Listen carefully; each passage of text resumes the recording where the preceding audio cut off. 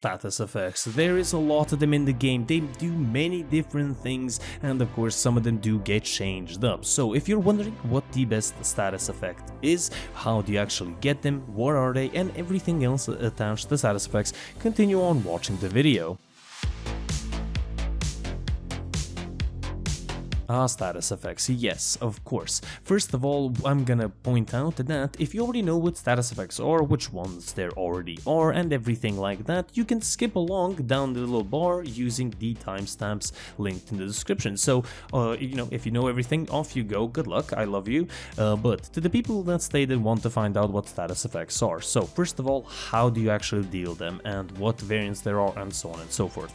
First of all, primarily you're gonna deal status effects and status damage, in the case of physical damage, through Warframe abilities and or of course weapons. Now keep this in mind that of course not every single Warframe ability is gonna do a status effect. It could do a physical damage status effect, which I do sort of count as a separate area, but it's sort of connected.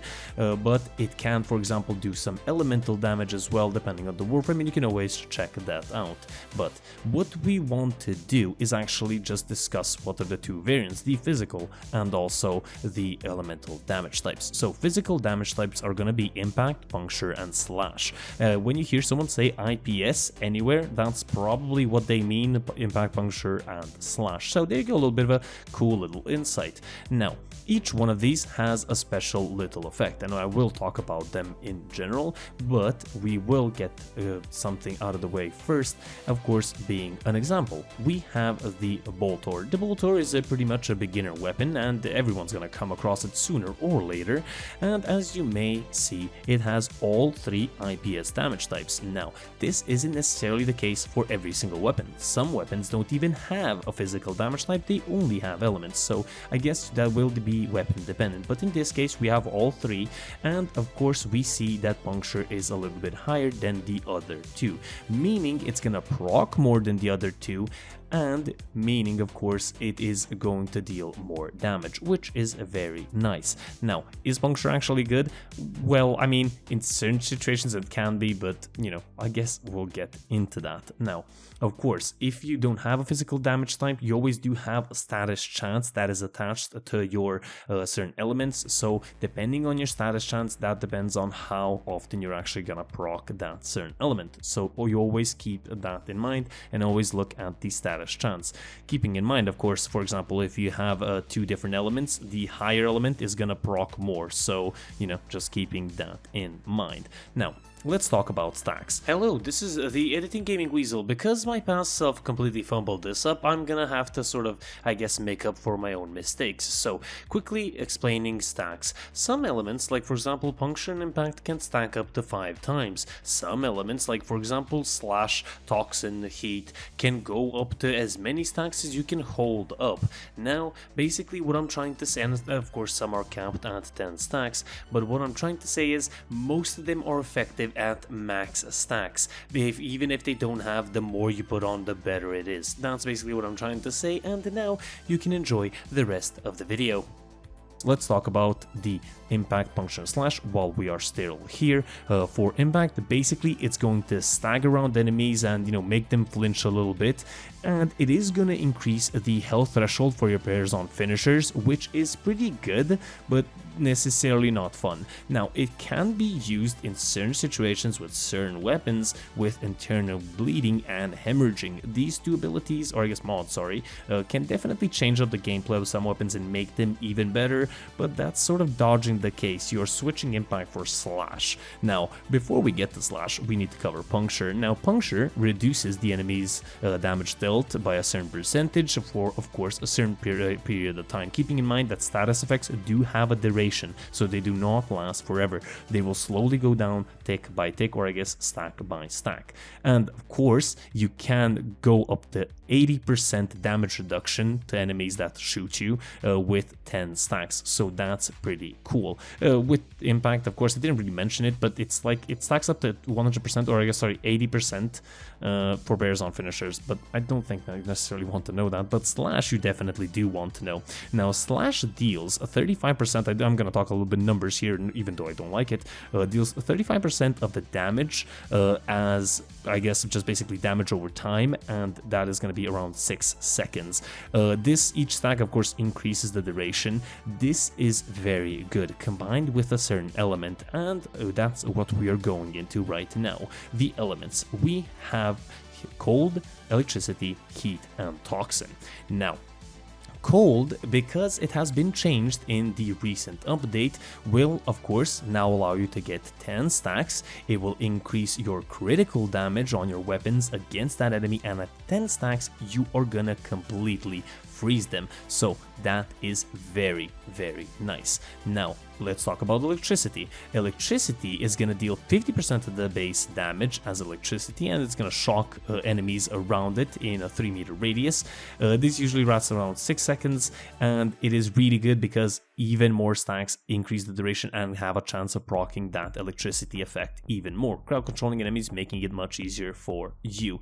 Now heat is very, very good. Heat deals again 50% of the damage over time, 6 seconds, and you can of course increase that duration even better with 10 stacks, because at 10 stacks you will reduce the enemy's armor up to 50%. Now that is for around 2 seconds, but this can be increased a little bit, so that is very, very nice. You do like and would like to have heat on some of your weapons, and some Warframes that deal heat are incredibly good. But the last base element, we have a toxin. Now again, toxin deals 50% of its damage as toxin over 6 seconds, and the very good thing is this bypasses shields. One thing that I probably mentioned in like the thing above, slash ignores armor, so yeah, sorry about that, a little bit of a mistake on the Gaming Weasel editing side, but yes, toxin is also very good and one of the best picks against enemies that have shields.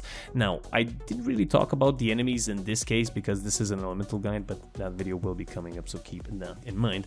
But one thing that you might have noticed, you can actually combine these elements. Yes, cold and heat gives you blast, which has recently been changed. So every time you shoot an enemy, you're gonna do a little mini explosion that's gonna do a little bit of damage. Now when you get that up to 10 stacks, it's gonna collect and sum up all the damage and do a big AoE explosion of 5 meters. Yes, this change has been very, very good. If you get the chance, use blast, test it out. This is very good. Blast is very, very effective at the moment. So this and heat are my 2 recommends, alongside of course slash. So corrosive you get by combining electricity and toxin. This reduces the enemy's armor a maximum of 80%. This is also very good. You almost always want to have this and almost always want to use this, except of course a couple of situations, but this is very, very useful. We move on to gas, something that's not so useful. It's a combination of heat and toxin. It basically creates a toxin cloud that deals damage over time, and of course the cloud can get bigger, and that's basically it. This honestly, just gas is really bad.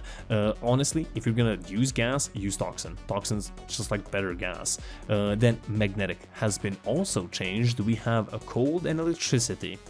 With magnetic, we have actually gotten a couple of changes. First of all, you actually do more damage to nullifier bubbles, so that is very, very nice. You also reduce the shield regeneration of enemies, so that is very good against Corpus.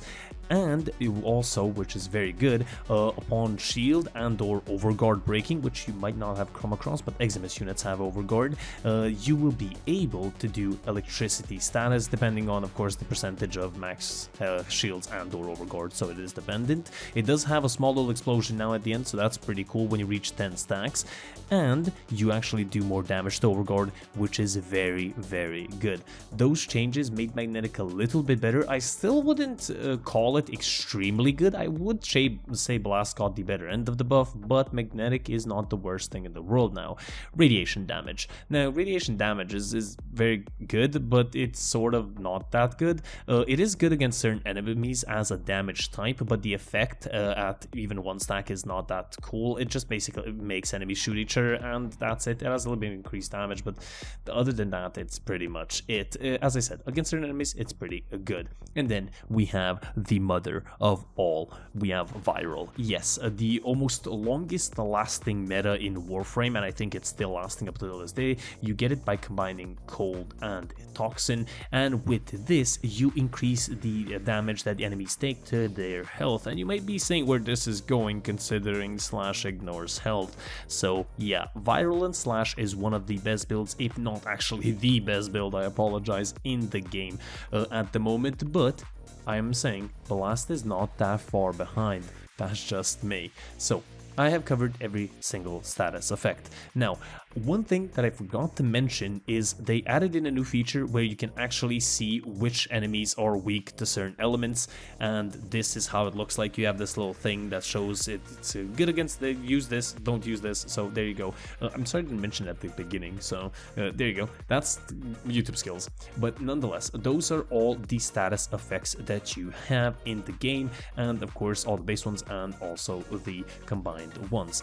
Which ones are the best? I already mentioned it throughout the actual chitter chatter. Viral is going to be very good, if not the best. Magnetic is okay.